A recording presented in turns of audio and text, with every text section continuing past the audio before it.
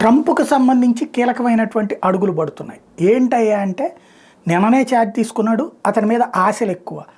ఒకటి, అక్కడి నుంచి పెద్ద ఎత్తున శరణార్థుల్ని డిపోర్ట్ చేస్తాడు అన్నటువంటిది. ఈ గంటలో వచ్చేస్తాయి ఉత్తర్వులు, ఇంకొక గంటలో వచ్చేస్తాయి అన్నటువంటిది చర్చ నడుస్తోంది.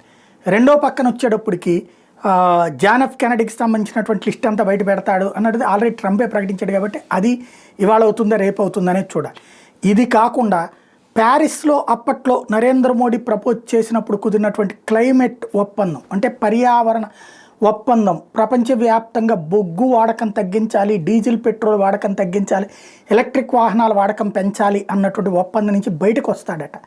అంటే అమెరికా కాలుష్యాన్ని పెంచి ప్రపంచం మీద రుద్దడాన్ని మళ్ళీ కొనసాగిస్తాడు. ఎందుకంటే ఈడు ఒక పారిశ్రామిక వేత్తల మనిషి కాబట్టి అసలు ఎక్కువగా బొగ్గులు తవ్వకాలు జరిగేటటువంటిది ఆ దేశంలోనే.